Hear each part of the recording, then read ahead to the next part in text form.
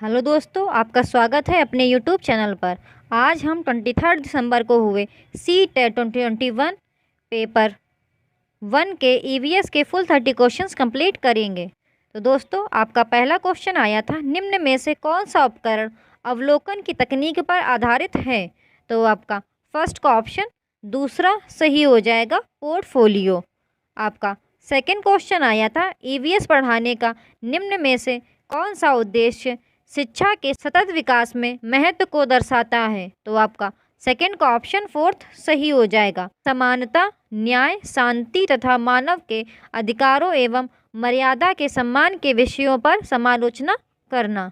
आपका third question आया था, यह उत्तराखंड का एक स्थान है तथा यह एक महत्वपूर्ण पर्यटन स्थल है। यह अरण्य बाघ के संरक्षण से संबंधित है, इस जगह की पहचान कीजिए। तो आपका थर्ड का ऑप्शन फोर्थ सही हो जाएगा, कॉर्बेट पार्क। आपका फोर्थ क्वेश्चन आया था, झारखंड की प्रमुख फसल है? तो आपका फोर्थ का ऑप्शन थर्ड सही हो जाएगा, चावल। दोस्तों, अगर आपको ये वीडियोस अच्छे लगें, चैनल को सब्सक्राइब जरूर कीजिएगा। इस चैनल पर 2021 में हुए सभी शिफ्टों के सॉल्यूशंस मोस्ट प्रोबेबली प्रोवाइड कर दिए गए हैं। आप चैनल को विजिट कीजिए और प्लेलिस्ट को चेक कीजिए। आपको सी-टेट पेपर 1 के CDP के सभी शिफ्टों के सॉल्यूशंस, ईवीएस के सभी शिफ्टों के सॉल्यूशंस मिल जाएंगे और साथ ही साथ आपको सी-टेट पेपर 2 के हिंदी CDP के भी कुछ शिफ्टों के सॉल्यूशंस आपको प्रोवाइड कर दिए गए हैं। आप चैनल को विजिट कीजिए। आपका फिफ्थ क्वेश्चन आया था, उसे चुने जो दूसरों से अलग है, झील, पर्वत, तालाब, नदी, झरना। तो आपका फिफ्थ का ऑप्शन तीसरा सही हो जाएगा, पर्वत। आपका सिक्स्थ क्वेश्चन आया था, निम्नलिखित में से कौन दक्षिण अमेरिका से आने वाले व्यापारियों द्वारा हमारे देश में लाया गया था? तो आपका सिक्स्थ का ऑप्शन दूसरा सही हो जाएगा, टमाटर। आपका सेवेंथ क्वेश्चन आया था, हमारे देश के उन 3 राज्यों का समूह कौन सा है जिनके समुद्र तट अरब सागर पर हैं? तो आपका सेवेंथ का ऑप्शन पहला सही हो जाएगा, केरल, कर्नाटक, महाराष्ट्र। आपका एट्थ क्वेश्चन आया था, कर्नाटक में किसानों द्वारा खेत की मिट्टी को खोदकर नरम करने के लिए उपयोग किए जाने वाले औजार को क्या कहते हैं? तो आपका एट्थ का ऑप्शन तीसरा सही हो जाएगा, खूंटी। आपका नाइन्थ क्वेश्चन आया था, मधुबनी चित्रकला बहुत पुरानी है, त्योहारों और खुशी के अवसरों पर मधुबनी घरों के आंगनों और दीवारों पर मधुबनी चित्रकला के चित्र बनाए जाते हैं। मधुबनी भारत के एक राज्य का एक प्रसिद्ध जिला है जिसका नाम है। तो आपका नाइन्थ का ऑप्शन पहला सही हो जाएगा, बिहार। आपका 10th क्वेश्चन आया था, क्षेत्र भ्रमण के माध्यम से ईवीएस के प्रामाणिक और सार्थक अधिगम के लिए एक शिक्षक निम्नलिखित में से किसका उपयोग कर सकता है? तो आपका 10th का ऑप्शन फोर्थ सही हो जाएगा, A, C तथा D। संरचनात्मक कार्यपत्रक, भ्रमण के लिए औपचारिक निर्देश, छात्रों के समूह एवं उनके नेता का गठन करना। आपका 11th क्वेश्चन आया था, प्राथमिक स्तर पर ईवीएस की विषय वस्तु आपस में संबंधित एक अंतर संबंधित है क्योंकि? तो आपका 11th का ऑप्शन पहला सही हो जाएगा, ईवीएस का स्वरूप एकीकृत है। आपका 12th क्वेश्चन आया था, निम्नलिखित में से क्या पर्यावरण अध्ययन की कक्षा में विद्यार्थियों द्वारा पसंद किया जाएगा? तो आपका 12th का ऑप्शन तीसरा सही हो जाएगा, चित्रकला और शिल्पकला। दोस्तों, अगर आपको ये वीडियोस अच्छे लग रहे हों, चैनल को सब्सक्राइब जरूर कीजिएगा और आप चैनल को विजिट कीजिएगा। चैनल में आपको कई सारे शिफ्टों के सॉल्यूशंस ऑलरेडी आपको प्रोवाइड करा दिए गए हैं, फिर चाहे वो सी-टेट पेपर 1 के CDP, हिंदी, ईवीएस के सॉल्यूशंस हों या आपके सी-टेट पेपर 2 के CDP और हिंदी के सॉल्यूशंस हों। आपका 13th क्वेश्चन पूछा गया था, निम्न में से कौन सा ईवीएस के पाठ्यक्रम का एक उपविषय है? तो आपका 13th का ऑप्शन दूसरा सही हो जाएगा, रिश्ते। आपका 14th क्वेश्चन आया था, निम्नलिखित में से कौन सी एक परिवहन के अन्य 4 विधाओं से भिन्न है? ट्रेन, बस, जहाज, तांगा, साइकिल, रिक्शा। तो आपका 14th का ऑप्शन पहला सही हो जाएगा, जहाज। आपका 15th क्वेश्चन आया था, उस वैज्ञानिक का नाम जिसने मटर के पौधे के साथ प्रयोग किए और अपने प्रेक्षणों के आधार पर यह निष्कर्ष निकाला, पौधों में कुछ लक्षण ऐसे होते हैं जो जोड़ों में पाए जाते हैं, जैसे लंबे अथवा बौने पीले अथवा हरे, खुरदरे अथवा चिकने आदि हैं। तो आपका 15th का ऑप्शन दूसरा सही हो जाएगा। ये आपका 16th क्वेश्चन पूछा गया था। पर्यावरण अध्ययन की कक्षा में छात्रों को निम्नलिखित में से किसका अवसर मिलता है? तो आपका 16th का ऑप्शन तीसरा सही हो जाएगा प्रश्न पूछने का। आपका 17th क्वेश्चन पूछा गया था, निम्न में से कौन से क्रियाकलापों का सुझाव हमारे भोजन का उत्पादन कौन करता है? थीम खाद्य के प्रश्न को संबोधित करने के लिए उपयुक्त है। तो आपका 17th का ऑप्शन तीसरा सही हो जाएगा। ए, बी तथा सी। किसानों के वृत्तांतों को साझा करना, किसी खेत में जाना एवं अवलोकन करना, अंकुरण के लिए अनुकूल परिस्थितियों के लिए प्रयोग करना। आपका 19th क्वेश्चन पूछा गया था, निम्नलिखित में से क्या पर्यावरण अध्ययन की कक्षा में शिक्षक के लिए आसान है?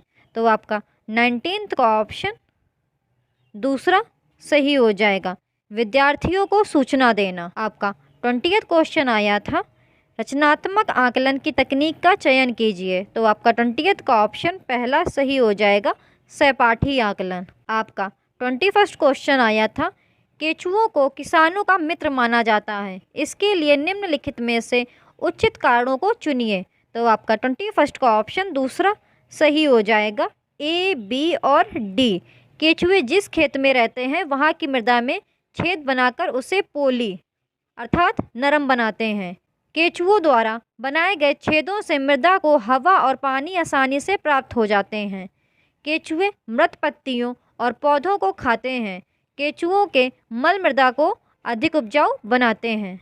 आपका 22nd क्वेश्चन आया था, एनसीईआरटी की ईवीएस पाठ्य पुस्तक में कक्षा 5 के अध्याय 21 के माध्यम से मेंडल की कहानी पिता की तरह बेटी देने का उद्देश्य निम्नलिखित में से क्या है?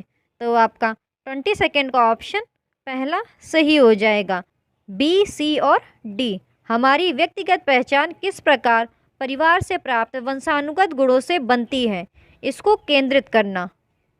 वैज्ञानिक प्रयोगों की प्रक्रिया द्वारा विद्यार्थियों को प्रेरित करना।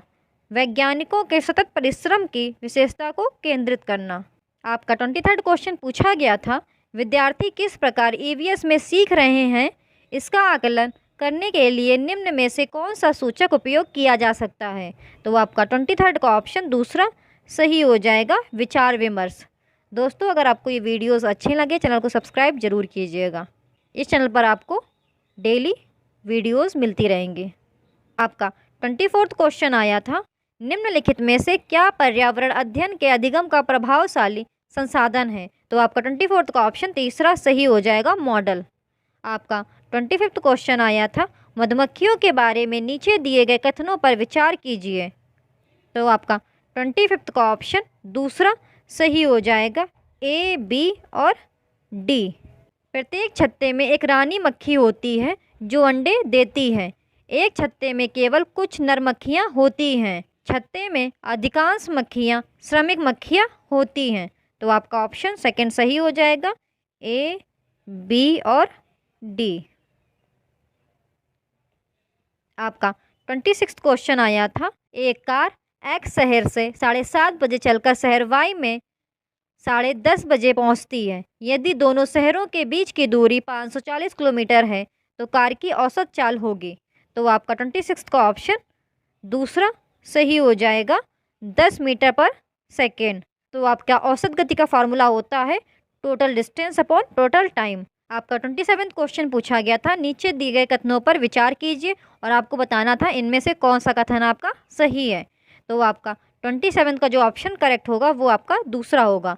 महाराष्ट्र के लोगों को सहजन के फूलों के पकौड़े खाना अच्छा लगता है और उत्तर प्रदेश में रहने वाले लोगों को कचनार के फूलों की सब्जी पसंद है। आपका 28th क्वेश्चन आया था, ईवीएस का स्वरूप निम्नलिखित में से किस कारण से बाल केंद्रित है? तो आपको 28th का ऑप्शन तीसरा सही हो जाएगा, अनुभव द्वारा सीखने पर केंद्रित होना।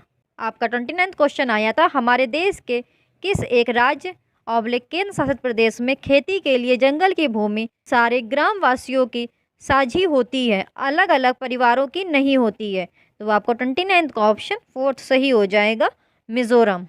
आपका 30th क्वेश्चन पूछा गया था, एनसीईआरटी का ईवीएस का अध्याय 23 पोचमपल्ली डैश पर आधारित है, इधर पे डैश पर आधारित है। तो आपका 30th का ऑप्शन पहला सही हो जाएगा, वास्तविक स्थानों। तो दोस्तों आज हम लोगों ने 23 दिसंबर को हुए CTET 2021 पेपर 1 के EVS के फुल 30 क्वेश्चंस कंप्लीट कर लिए हैं। दोस्तों अगर आपको ये वीडियोस अच्छे लगते हैं तो चैनल को सब्सक्राइब जरूर कीजिएगा और आप चैनल को विजिट कीजिए। आपको इस चैनल पर बहुत सारी शिफ्टों के सॉल्यूशंस ऑलरेडी प्रोवाइड करा दिए गए हैं, तो आप आराम से उन्हें देखिए और अपनी प्रिपरेशन को बूस्टअप कीजिए। आज हम 23 दिसंबर को हुए CTET 2021 पेपर 1 के CDP के फुल 30 क्वेश्चंस कंप्लीट करेंगे। तो दोस्तों आपका पहला क्वेश्चन आया था, यह अवधारणा कि बच्चों के आचरण को प्रबलीकरण और दंडों द्वारा परिवर्तित किया जा सकता है, इस विचार पर आधारित है कि प्राथमिक रूप से विकास किससे प्रभावित होता है। तो आपका तीसरा सही हो जाएगा, केवल वातावरण से। आपका सेकेंड क्वेश्चन पूछा गया था, एक बच्चा पेंसिल पकड़ने और लिखने से पहले गेंद फेंकने की क्षमता प्राप्त कर लेता है, यह स्थिति विकास के किस सिद्धांत की ओर इशारा करती है। तो आपका सेकंड का ऑप्शन दूसरा सही हो जाएगा, अधोगामी सिद्धांत। आपका थर्ड क्वेश्चन पूछा गया था, गत्यात्मक और संज्ञानात्मक विकास डैश होता है। तो आपका थर्ड का ऑप्शन फोर्थ करेक्ट हो जाएगा, संपूर्ण जीवन काल के दौरान। आपका फोर्थ क्वेश्चन पूछा गया था, बच्चों के प्राथमिक सामाजिकरण के लिए निम्न में से कौन सी संस्था जिम्मेदार है। तो आपका फोर्थ का ऑप्शन तीसरा सही हो जाएगा, परिवार। दोस्तों अगर आपको ये वीडियोस अच्छे लगते हैं चैनल को सब्सक्राइब जरूर कीजिएगा और वीडियो को लाइक भी कर दीजिएगा। आप ऐसी वीडियोस देखना चाहते हैं तो यूट्यूब चैनल को विजिट करें। आपको CTET पेपर 1 और पेपर 2 के सभी शिफ्टों के सॉल्यूशंस मोस्ट प्रोबेबली प्रोवाइड करा दिए गए हैं। आप यूट्यूब चैनल को विजिट करें और सभी शिफ्टों के सॉल्यूशंस देख लीजिए। आपका फिफ्थ क्वेश्चन पूछा गया था, भाषा एवं विचार के संदर्भ में जीन पियाजे के अनुसार निम्न में से कौन सा कथन सही है। तो आपका फिफ्थ का ऑप्शन पहला सही हो जाएगा, विचार भाषा का निर्धारण करते हैं। आपका सिक्स्थ क्वेश्चन पूछा गया था, दो गिलासों में समान मात्रा में जल है, परंतु अनु सोचती है कि लंबे गिलास में छोटे और चौड़े गिलास से अधिक जल है। जीन पियाजे के अनुसार अनु की सोच का आधार क्या है। तो आपका सिक्स्थ का ऑप्शन पहला सही हो जाएगा, केंद्रीयता। केंद्रीयता। आपका सेवेंथ क्वेश्चन पूछा गया था, पियाजे के संज्ञानात्मक विकास सिद्धांत के अनुसार प्रतिवर्तीयता किसी क्रिया को उल्टे क्रम में कर पाना किस चरण की बुनियादी उपलब्धि है। तो आपका सेवेंथ का ऑप्शन तीसरा सही हो जाएगा, मूर्त संक्रियात्मक चरण। आपका एट्थ क्वेश्चन पूछा गया था, एक गणित अध्यापिका उच्चतर कौशलपूर्ण छात्रों को अपने सहपाठियों की सहायता और मार्गदर्शन करवाती है, वे किस सैद्धांतिक कार्य गठन का उपयोग करने का प्रयास कर रही है। तो आपका एट्थ का ऑप्शन पहला सही हो जाएगा, लेव विगोत्स्की का सामाजिक संरचनावाद। आपका नाइन्थ क्वेश्चन पूछा गया था, लेव विगोत्स्की द्वारा दिए बच्चों के विकास का सिद्धांत किस पर आधारित है। तो आपका नाइन्थ का ऑप्शन तीसरा सही हो जाएगा, भाषा और संस्कृति। आपका टेंथ क्वेश्चन पूछा गया था, लिंग एक डैश अवधारणा है। तो आपका टेंथ का ऑप्शन तीसरा सही हो जाएगा, सामाजिक। दोस्तों अगर आपको ये वीडियोस अच्छे लगते हैं चैनल को सब्सक्राइब जरूर कीजिएगा, वीडियो को लाइक भी कर दीजिएगा। आपको इस यूट्यूब चैनल पर ऐसे वीडियोस मिलते रहेंगे। आपका 11वां क्वेश्चन पूछा गया था, नीता सभी प्रकार के जानवरों, पौधों, धातुओं और खनिजों की पहचान कर सकती है और उनका वर्गीकरण कर सकती है।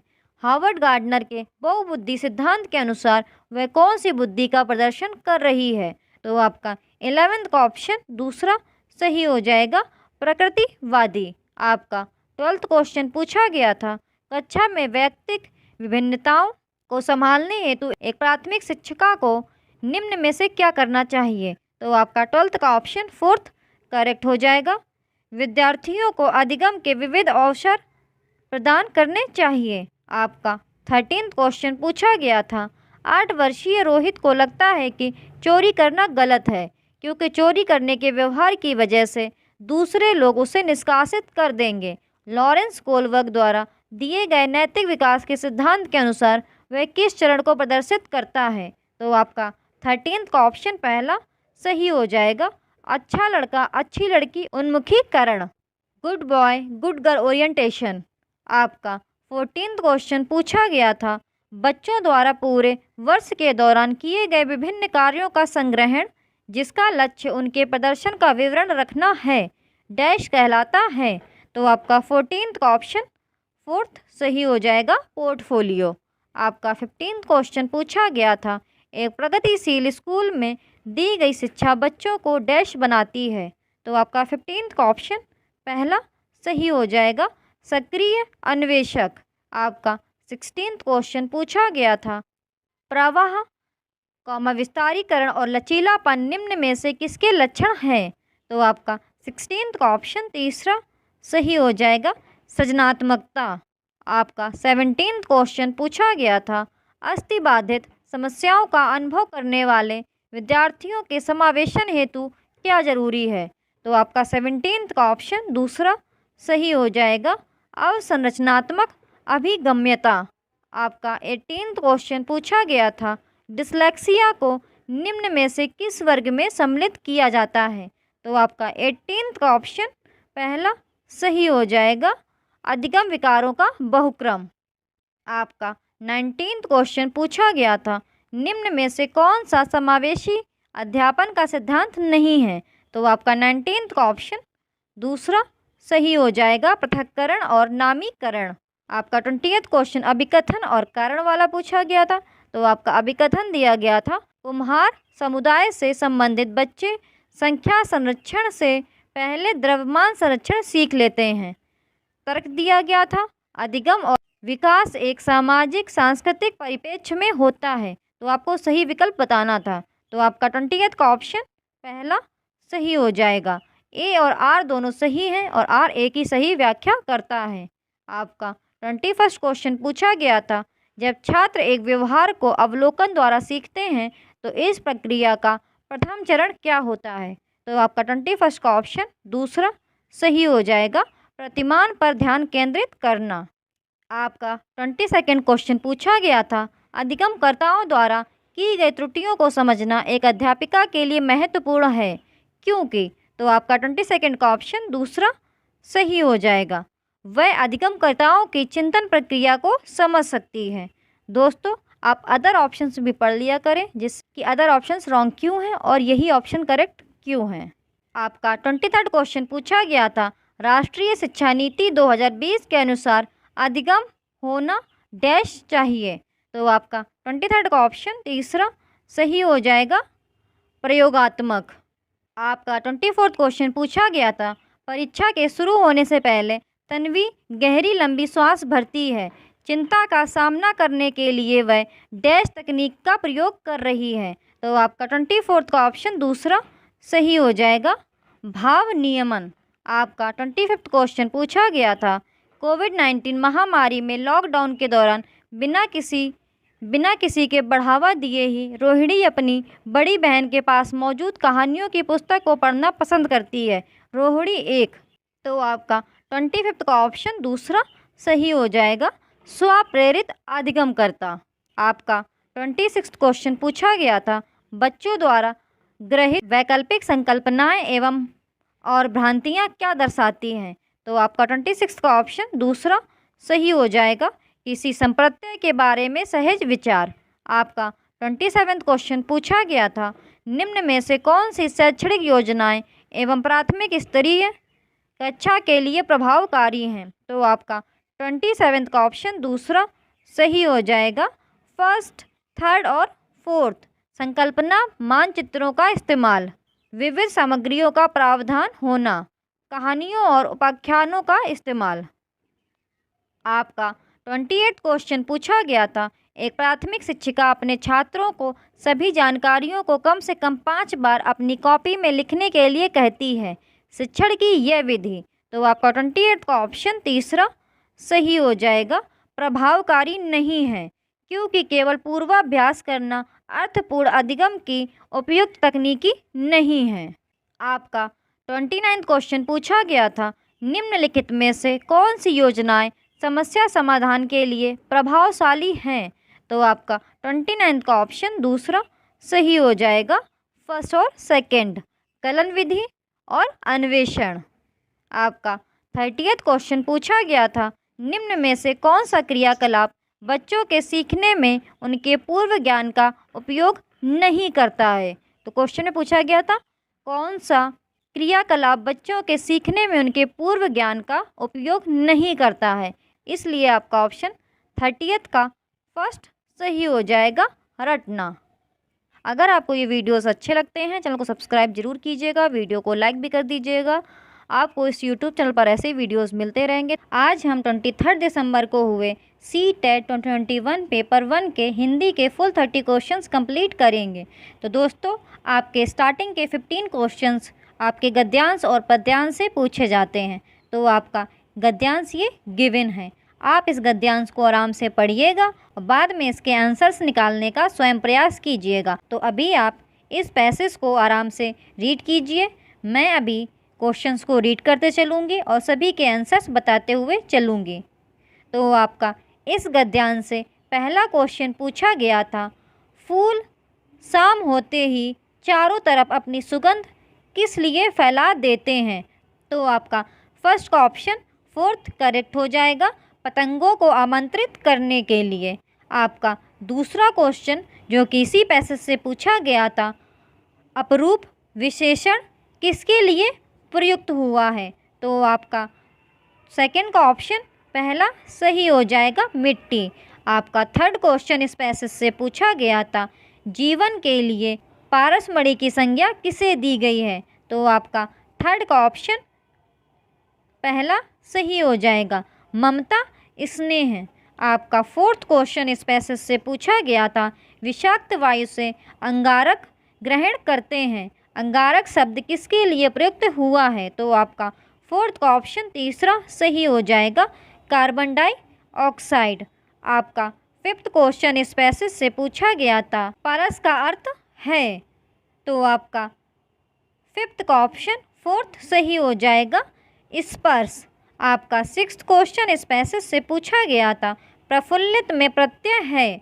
तो आपका सिक्स्थ का ऑप्शन तीसरा सही हो जाएगा, इत प्रत्यय। आपका सेवेंथ क्वेश्चन इस पैसेज से पूछा गया था, पेड़ अपनी संतान छोड़ जाने के लिए क्यों व्यग्र रहते हैं। तो आपका सेवेंथ का ऑप्शन दूसरा सही हो जाएगा, जीवन की निरंतरता को बनाए रखने के लिए। दोस्तों, अगर आपको ये वीडियोस अच्छे लगते हैं तो आप इस यूट्यूब चैनल को विज़िट करें। इस यूट्यूब चैनल पर 2021-22 में हुए मैक्सिमम सभी शिफ्टों के सॉल्यूशंस ऑलरेडी प्रोवाइड कर दिए गए हैं। तो आप इस यूट्यूब चैनल को विज़िट करें और सभी शिफ्टों के सॉल्यूशंस देख लीजिए। आपका 8th क्वेश्चन इस पैसेज से पूछा गया था, गाछ वृक्ष से तात्पर्य है। तो आपका 8th का ऑप्शन फोर्थ करेक्ट हो जाएगा, पेड़ और पौधे। आपका 9th क्वेश्चन इस पैसेज से पूछा गया था, फूल की तरह सुंदर चीज़ और क्या है। गद्यांश में फूलों को सुंदर कहा गया है क्योंकि। तो आपका 9th का ऑप्शन तीसरा सही हो जाएगा, आज सुंदर वस्तुओं से जीवन प्राप्त करते हैं। दोस्तों, ये आपका दूसरा पैसेज दिया गया था। इस पद्यांश से आपके फिर से क्वेश्चंस पूछे गए थे, तो आप इस पद्यांश को आराम से रीड कीजिए और स्वयं आंसर निकालने का प्रयास कीजिएगा।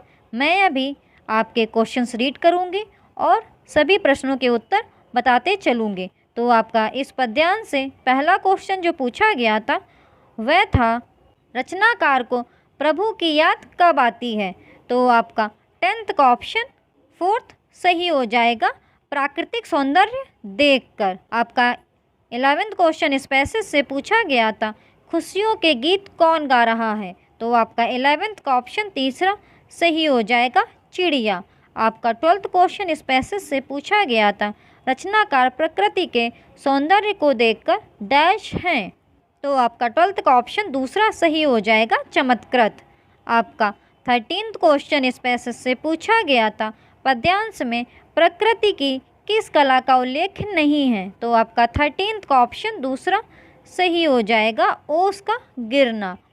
आपका 14th क्वेश्चन इस पैसेज से पूछा गया था, किस पंक्ति में मानवीकरण अलंकार है। तो आपका 14th का ऑप्शन तीसरा सही हो जाएगा, कलियां दरवाजे खोल खोल। आपका 15th क्वेश्चन इस पैसेज से पूछा गया था, ठंडी हवाएं अपने साथ क्या लेकर आती हैं? तो आपका 15th का ऑप्शन पहला सही हो जाएगा, उल्लास। तो दोस्तों यहाँ पर आपके गद्यांश और पद्यांश से पूछे गए 15 क्वेश्चंस ख़त्म हो जाते हैं। तो आप आराम से पैसेज रीड कीजिएगा और सभी के आंसर्स निकालिएगा। मैंने सभी प्रश्नों के उत्तर आपको बता दिए हैं। अब आपका 16th क्वेश्चन पूछा गया था, निम्नलिखित में से कौन सा सीखने का आकलन है? तो आपका 16th का ऑप्शन 4th सही हो जाएगा। आपका 17th क्वेश्चन पूछा गया था, बहुभाषिकता है? तो आपका 17th का ऑप्शन तीसरा सही हो जाएगा। मातृभाषा घर की भाषा से आरंभ करके विद्यालय में और भाषाएं जोड़ने की ओर बढ़ना। दोस्तों अगर आपको ये वीडियोस अच्छे लगते हैं तो इस YouTube चैनल को सब्सक्राइब जरूर कीजिएगा, वीडियो को लाइक भी कर दीजिएगा। इस YouTube चैनल पर ऑलरेडी 2021-22 में हुए मैक्सिमम सभी शिफ्टों के सॉल्यूशंस प्रोवाइड कर दिए गए हैं, तो आप इस YouTube चैनल को विजिट करें और सभी शिफ्टों के सॉल्यूशंस देख लीजिएगा। आपको इस YouTube चैनल पर ऐसे ही वीडियोज़ मिलते रहेंगे। आपका 18th क्वेश्चन पूछा गया था, सीखने के सिद्धांत के रूप में रचनावाद का विश्वास है? तो आपका 18th का ऑप्शन 4th सही हो जाएगा, सीखना सामाजिक निर्मिति है। आपका 19th क्वेश्चन पूछा गया था, एक शिक्षिका कक्षा 5वीं में अच्छा, सुंदर, बुरा, रंगीन, बूढ़ा, युवा आदि शब्दों वाले बहुत से वाम देती है, और जब शिक्षार्थी इन शब्दों पर ध्यान देते हैं जिन्हें वह विशेषता बताने वाले शब्द का नाम देती है, बाद में वह उन्हें और अधिक शब्द देती है तथा उनमें इन विशेषता बताने वाले शब्दों को प्रयोग करने के लिए कहती है। अंत में शिक्षार्थियों का ध्यान आकर्षित करती है तथा कहती है कि ये शब्द विशेषण कहलाते हैं। यह रणनीति क्या कहलाती है? तो आपका 19th का ऑप्शन दूसरा सही हो जाएगा, सचेतना में वृद्धि। आपका 20th क्वेश्चन पूछा गया था, शिक्षार्थी एक अच्छे लेख के विकास के लिए कई चरणों से गुजरते हैं, यह उपागम कहलाती है। तो आपका 20th का ऑप्शन 4th सही हो जाएगा, लिखने का प्रक्रिया उपागम। आपका 21st क्वेश्चन पूछा गया था, सीखने के प्रतिफल हैं? तो आपका 21st का ऑप्शन पहला सही हो जाएगा, वे दक्षताएं जिन्हें शिक्षार्थी द्वारा किसी पाठ्यक्रम के अंत में प्राप्त कर लेना चाहिए या प्रदर्शित करना चाहिए। आपका 22nd क्वेश्चन पूछा गया था, निम्नलिखित में से कौन से दो उपचारात्मक शिक्षण के मुख्य उद्देश्य हैं? तो आपको 22nd का ऑप्शन पहला सही हो जाएगा, ए और बी। उपचारात्मक शिक्षण शिक्षार्थियों के सीखने को बेहतर करने के लिए हैं। उपचारात्मक शिक्षण शिक्षकों के शिक्षण में बदलाव करने के लिए हैं। दोस्तों आप अदर ऑप्शंस भी पढ़ लिया करें, जिससे आपको ये पता लगे क्यों आपके यही ऑप्शंस करेक्ट हैं और अदर ऑप्शंस रॉन्ग हैं। मैं सारे ऑप्शंस रीड करूँगी तो वीडियो की लेंथ इंक्रीज़ हो जाएगी, इसीलिए मैं आपके सीधे डायरेक्ट आंसर्स बताते चलती हूँ। आपका 23rd क्वेश्चन पूछा गया था, अपने आरंभिक वर्षों में बच्चे दीवार, फर्श और कॉपी उत्तर पुस्तिका में आड़ी तिरछी रेखाएं बनाते हैं, भाषा सीखने में यह अवस्था क्या कहलाती है? तो आपका 23rd का ऑप्शन दूसरा सही हो जाएगा, प्रारंभिक साक्षरता। आपका 24th क्वेश्चन पूछा गया था, यदि एक बालक किसी एक भाषा का अच्छा पाठक, अच्छी पाठिका है, तो वह दूसरी अथवा किसी अन्य भाषा का अच्छा पाठक हो सकते हैं जब वह दूसरी अन्य भाषा सीखता है, इसे माना जाता है। तो आपका 24th का ऑप्शन तीसरा सही हो जाएगा, कौशल का अंतरण। आपका 25th क्वेश्चन पूछा गया था, हिंदी भारत की डैश है? तो आपका 25th का ऑप्शन दूसरा सही हो जाएगा, राजभाषा। आपका 26th क्वेश्चन पूछा गया था, शिक्षार्थियों द्वारा लिखने पढ़ने में की गई त्रुटियों को समझा जाना चाहिए। तो आपका 26th का ऑप्शन दूसरा सही हो जाएगा, सीखने के लिए संकेत। आपका 27th क्वेश्चन पूछा गया था, कौन सी विधि दोहराव वाले अभ्यास को एक बड़ी प्रविधि मानती है? तो आपका 27th का ऑप्शन 4th सही हो जाएगा, श्रव्य भाषावाद। आपका 28th क्वेश्चन पूछा गया था, बच्चे में मातृभाषा के विकास को सामान्यता माना जाता है। तो आपका 28th का ऑप्शन पहला सही हो जाएगा, भाषा अर्जन। आपका 29th क्वेश्चन पूछा गया था, भाषा सीखने के आरंभिक वर्षों में कहानियाँ हैं? तो आपका 29th का ऑप्शन दूसरा सही हो जाएगा भाषा सीखने हेतु निवेश। आपका 30th क्वेश्चन पूछा गया था, एक अध्यापिका ने अपनी कक्षा को 5 समूहों में बांट दिया, जिसमें प्रत्येक समूह में 5 शिक्षार्थी हैं तथा उन्हें घर, विद्यालय, सड़क, भूमि तथा आकाश शब्दों से संबंधित शब्द ढूंढने के लिए कहा। प्रत्येक समूह ने 10 से 15 शब्द ढूंढे तथा अन्य समूहों के साथ साझा किए। अध्यापिका ने यह शब्दावली शिक्षण के लिए कौन सी प्रविधि अपनाई है? तो आपका 30th का ऑप्शन दूसरा सही हो जाएगा, थीम आधारित शब्दावली। तो दोस्तों आज हम लोगों ने 23 दिसंबर को हुए CTET 2021 पेपर 1 के हिंदी के फुल 30 क्वेश्चंस कंप्लीट कर लिए हैं।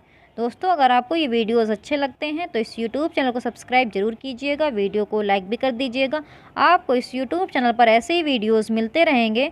Thank you for watching the videos.